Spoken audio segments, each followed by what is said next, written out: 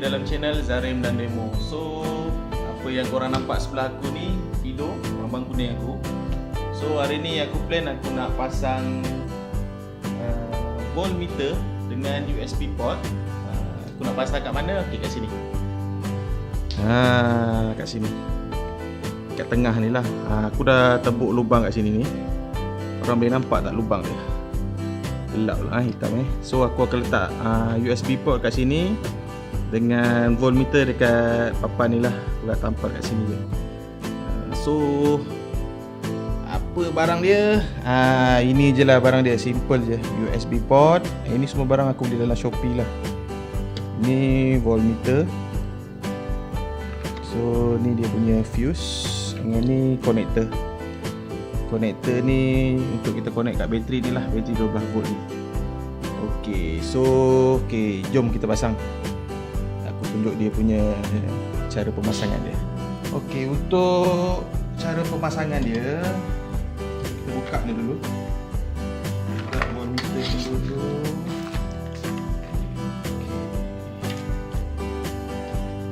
Ini voltmeter ni.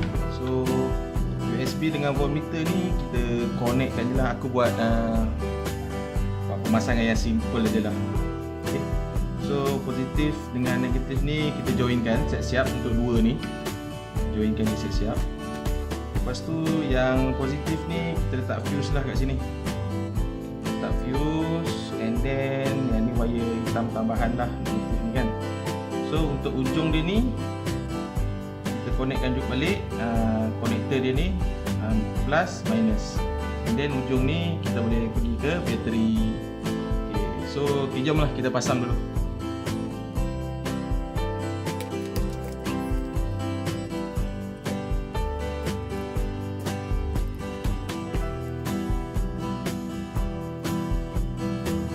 Okay, ni contoh yang dah siap pasang lah. Okay, ni kita letak shrink sini. So ni pun dah fuse, dah connect ke ni soket connector ni ke bateri. So jom kita try. Okay, so ni kita dah connect kat bateri. So dia dah hidup, dah function. Okay, so lepas ni kita nak pasang dekat skuter pula. Okay, jom kita pasang dekat skuter pula.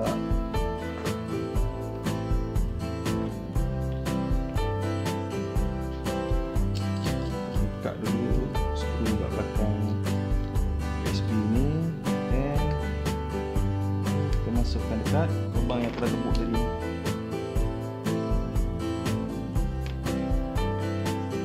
Boleh nampak tak banyak wire serabut tu? So ni untuk batan-batan lampu ni lah yang aku dah buat sebelum ni.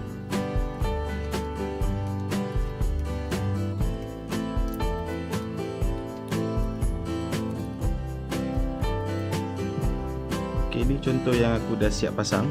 Ni USB port dengan voltmeter ni lah kat sini. So nanti wire-wire dalam ni aku akan kemaskan lah, banyak sangat wire. Okay, so kita test gunakan bateri 12 volt ni.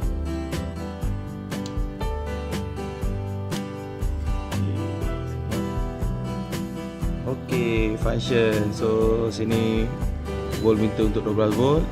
And then sini USB port, boleh pakai dua untuk nak charge telefon ke apa kan.